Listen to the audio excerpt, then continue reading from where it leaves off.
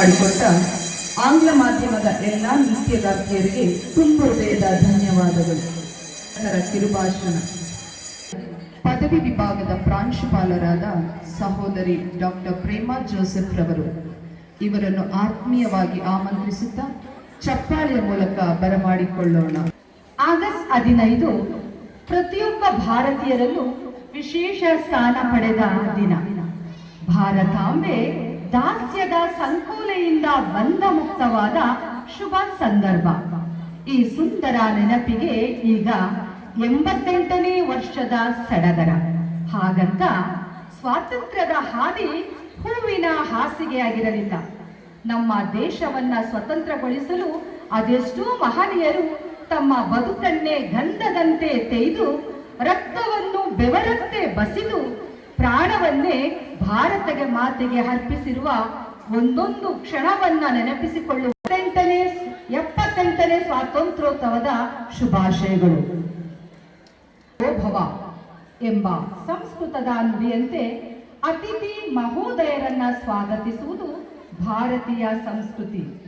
ನಮ್ಮಿ ಸಂತ ತೆರೆಸ ವಿದ್ಯಾಸಂಸ್ಥೆಯು ಆಯೋಜಿಸಿರುವ ಸಡಗರ ಸಂಭ್ರಮದ ಸ್ವಾತಂತ್ರ್ಯೋತ್ಸವದ ಆಚರಣೆಗೆ ಅತಿಥಿ ಅಭ್ಯಾಗತರನ್ನ ಸ್ವಾಗತಿಸುವ ಅಪೂರ್ವ ಅವಕಾಶ ನನಗೆ ದೊರಕಿದೆ. ಹಾಗ ನಮ್ಮ ಅಧ್ಯಕ್ಷರಾದಂಥ ಡಾಕ್ಟರ್ ಸಿಸ್ಟರ್ ಜೆಸಿ ಮರ್ಲಿನ್ ಅವರಿಗೆ ಸ್ವಾಗತವನ್ನ ಅರ್ಪಣೆ ಬರಲಿ ಮಕ್ಕಳಿಂದ. ಡಾಕ್ಟರ್ ಹಂಸಲೇಖರ್ ಅವರು ಜಗ ಮೆಚ್ಚಿರುವ ಆದರ್ಶ ಕನ್ನಡ ಭಾವಶಾಲಿ ಸಂಗೀತಗಾರರಿದ್ದಾರೆಂದರೆ ಅದುವೇ ನಾನು ಬ್ರಹ್ಮನೆಂದೇ ಕರೆಯಲ್ಪಡುವ ನಮ್ಮೆಲ್ಲರ ಪ್ರೀತಿಯ ಸಂಗೀತದ ಮಹಾಗುರುಗಳಾದ ಹಂಸಲೇಖರ್ ಅವರು. ಬನ್ನಿ ಜೋರಾದ ಚಪ್ಪಾಳೆ.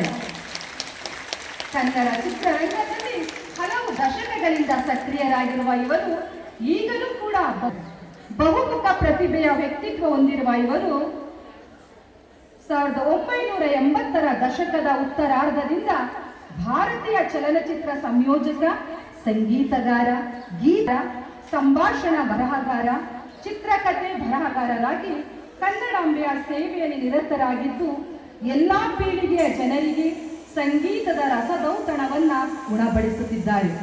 ಇವರು ಜೂನ್ 1951ರಂದು ಮಂಡ್ಯದಲ್ಲಿ ಜನಿಸಿದರು.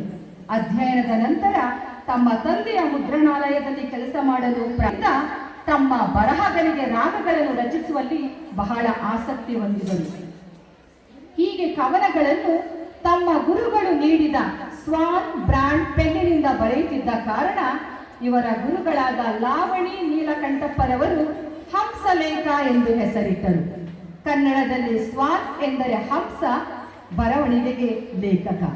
ಹೀಗೆ ಗಂಗರಾಜು ಹಂಸಲೇಖರಾದರು. ಕನ್ನಡದಲ್ಲಿ ಹಲವು ದಶಕಗಳಿಂದ ಸಕ್ರಿಯರಾಗಿರುವ ಮಹಾಗುರು ಹಂಸಲೇಖರವರು ಇಂದಿಗೂ ರಿಯಾಲಿಟಿ ಶೋಗಳಿಗೆ ಜಡ್ಜ್ ಆಗಿ ಯುವ ಪ್ರತಿಭೆಗಳಿಗೆ ಮಾರ್ಗದರ್ಶನ ನೀಡಿ ಪ್ರೋತ್ಸಾಹಿಸುತ್ತಾ ಅವರ ಪ್ರತಿಭೆಗಳನ್ನು ತಿದ್ದುವ ಕಾಯಕದಲ್ಲಿ ಮಗ್ನರಾಗಿದ್ದು ಸಂಗೀತದ ಹಂಬಲವಿರುವ ಸಾವಿರಾರು ವಿದ್ಯಾರ್ಥಿಗಳಿಗೆ ಜ್ಞಾನದ ಮೂಲವಾಗಿದ್ದಾರೆ. ಇವರ ಜ್ಞಾನದ ಆಳವು ಪ್ರಪಾತಕ್ಕಿಂತ ಆಳವಾಗಿದ್ದು ಇವರ ದೂರದೃಷ್ಟಿ ಹಿಮಾಲಯಕ್ಕಿಂತಲೂ ಎತ್ತರವಾದುದಾಗಿದೆ. ಡಾಕ್ಟರ್ ಹಂಸಲೇಖ ಇವರ ಸಾಧನೆಗೆ ಹಲವು ಪ್ರಶಸ್ತಿಗಳು ಸಿಕ್ಕಿವೆ.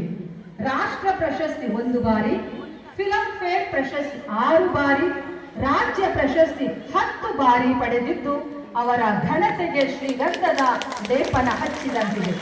ಇವರ ಸಾಧನೆಯ ಮಟ್ಟ ಹೇಗಿದೆ ಎಂದರೆ ಇಂದು ಕನ್ನಡ ಚಿತ್ರರಂಗವನ್ನೇ ಆಡುವ ಸಂಗೀತ ನಿರ್ದೇಶಕರಾಗಿ ಬೆಳೆದು ನಿಂತಿದ್ದಾರೆ.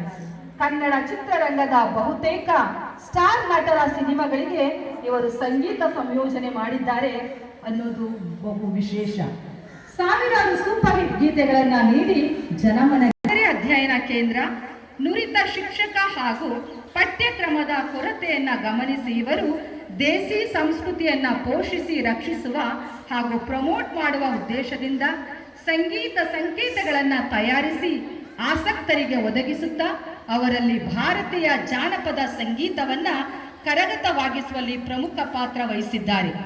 ದೇಸಿಯ ಜಾನಪದ ಸೊಗಡನ್ನು ಸದಾ ಜೀವಂತವಾಗಿರಿಸುವ ಮಹಾದಾಸೆಯಿಂದ ದೇಸಿ ವಿಶ್ವವಿದ್ಯಾಲಯವನ್ನ ಸ್ಥಾಪಿಸಿ ಜಾನಪದ ಕಲಾಭಿಮಾನಿಗಳಿಗೆ ಹಾಗೂ ಕಲಾಭಿಮಾನಿಗಳು ಕೂಡ ದೇಸಿ ಕಲಾ ಪ್ರದರ್ಶನ ಮಾಡುವ ಮೂಲಕ ದೇಸಿ ಪರ್ಫಾರ್ಮಿಂಗ್ ಆರ್ಟ್ಸ್ ಅನ್ನ ಜೀವಂತವಾಗಿಡಲು ಶ್ರಮಿಸಿದ್ದಾರೆ.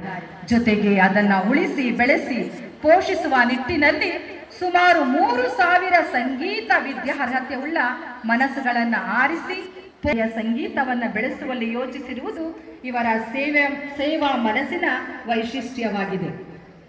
ಈ ಬಗೆಯ ದೇಸಿ ಪ್ರಪಂಚವನ್ನ ಬೆಳೆಸಲು ತಮ್ಮ ಅಮೂಲ್ಯ ಸಮಯ ಹಾಗೂ ಪ್ರಯತ್ನವನ್ನ ಮುಡಿಪಾಗಿಟ್ಟಿರುವುದು ಪ್ರಶಂಸನೀಯ. ಒಟ್ಟಾರೆ ತುಂಬಿದ ಕೊಡ ತುಳುಕುವುದಿಲ್ಲ ಎಂಬ ಗಾದೆ ಮಾತಿಗೆ ಹೊಂದಾಣಿಕೆ ಅಪರೂಪದ ಮೇರು ವ್ಯಕ್ತಿತ್ವದ ಸೇತುವೆ ನೀವಾಗಿದ್ದೀರಿ. ವಿಶ್ವದ ವಿವಿಧ ಬೇಕಾಗಿ ವಿನಂತಿಸಿಕೊಳ್ಳುತ್ತೇನೆ. ನಾವೆಲ್ಲರೂ ಜೋರಾದ ಚಪ್ಪಾಳೆಯ ಮೂಲಕ ಮಹಾಗುರುಗಳು ಡಾಕ್ಟರ್ ಹಂಸಲೇಖ ಇವರಿಗೆ ನಮ್ಮ